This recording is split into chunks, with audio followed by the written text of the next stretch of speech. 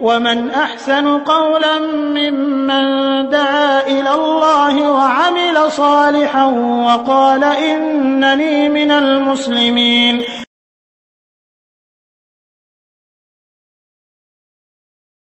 আলহামদুলিল্লাহ কাফা ও সালাম আলা ইবাদিহিল্লাযিনা ইসতাফা, আম্মা বাদ।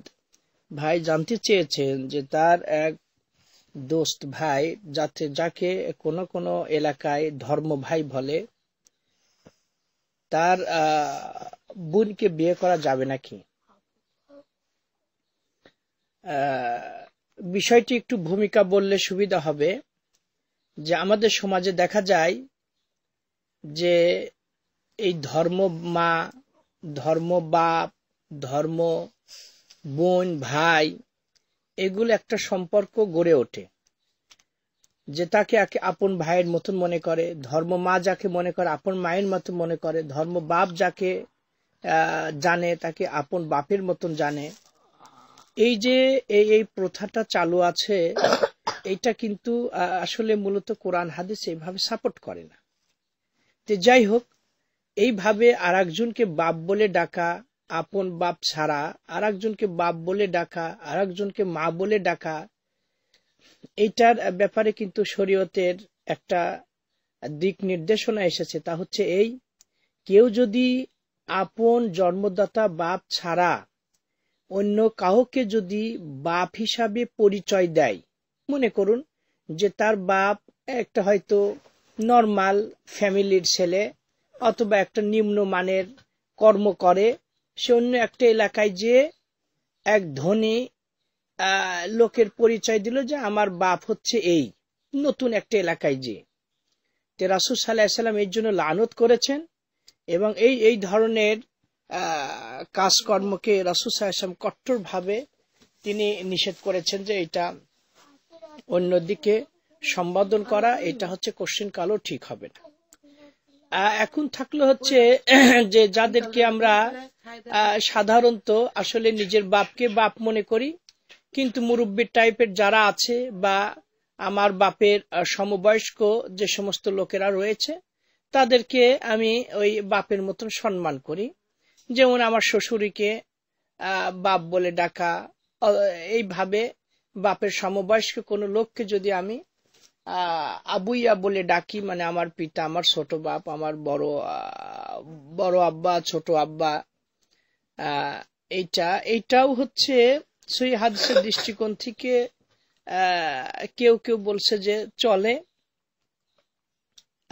কেউ কেউ বলতেছে যে না, তবু তাকে বাপ হিসাবে ডাকা ঠিক নয়।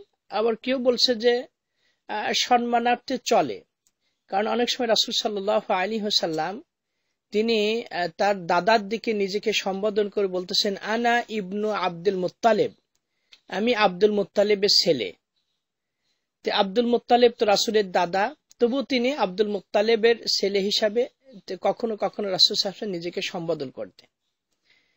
তে এই ধর্ম বাপ, ধর্ম মা, ধর্ম ভাই বোন, এদেরকে আপন ভাইয়ের বোন মতো মনে করা, অনেকে দেখা যায় যে এই সুবাদে যাকে ধর্ম মা বলে সম্বোধন করেছে, একেবারে কোনো আপন মায়ের মতন সেখানে যাচ্ছে, কোনো পর্দা নাই, আপন মায় মনে করছে, আপন ওই মাও আবার তাকে ছেলে হিসাবে জানছে।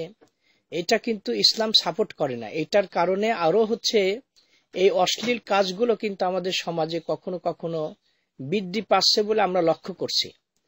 অবশ্যই আপনি যাকে ধর্ম মা মনে করবেন, আপন মা যদি না হয়, যাদেরকে আপনি বিয়ে করা হারাম এমন মহিলা ছাড়া যাদেরকে বিয়ে করা হালাল এমন মহিলাকে মা বলেন আর যাই বলেন, তার থেকে আপনাকে অবশ্যই পর্দা করতে হবে। এই মা বলে আপনি তাকে ডাকছেন, বোন বলে আপনি তাকে ডাকছেন, এটা হচ্ছে আপনার পরিভাষা, কিন্তু এটা হচ্ছে ইসলামের এটা পরিভাষা নয়। তো সুতরাং অবশ্যই যাদেরকে আমার জন্য বিয়ে করা হালাল এমন প্রত্যেক মহিলাকে অবশ্যই আমার থেকে পর্দা করতে হবে, এবং আমার জন্য তাকে দেখা হচ্ছে এটা বৈধ নয়। তো যাই ভাই যেটা প্রশ্ন করেছেন যে আমি যাকে হচ্ছে বন্ধু মনে করি, আপন ভাইয়ের মতন মনে করি, তার বোনকে বিয়ে করা জায়েজ আছে নাকি? হ্যাঁ ভাই, নিশ্চয় আপনি তাকে ওর বোনকে আপনি বিয়ে করতে পারবেন, এটা আপনি নিঃসন্দেহে জায়েজ আছে। যদি সে যাদেরকে বিয়ে করা যে 14 জন মহিলাকে বিয়ে করা আল্লাহ রাব্বুল আলামিন কুরআনুল কারিমে উল্লেখ করেছেন সূরা নেসার 23 এবং 24 নং এই দুই আয়াতে, এবং এর সাথে আরেকজন বলা হয়েছে মানে হাদিস দ্বারা যে হারাম করা হয়েছে 15 জন মহিলা ছাড়া আপনি সবাইকে বিয়ে করতে পারবেন। তো কোরআনেরও আয়াতটা ভালো করে আপনি পড়বেন, পড়লে আপনার কাছে বিষয়টি মানে পরিষ্কার হবে। অনুরূপ ভাবে কোরআনে 14টি উল্লেখ করা হয়েছে, আর একটি হচ্ছে হাদিস দ্বারা, তা হচ্ছে এই যে কেউ যদি কোনো মেয়েকে বিয়ে করে তাহলে ওই মেয়ের খালা এবং ফুফুকে সে বিয়ে করতে পারবে না, তবে ওই মেয়েকে যদি তালাক দেয় তাহলে সেই ক্ষেত্রে পারবে।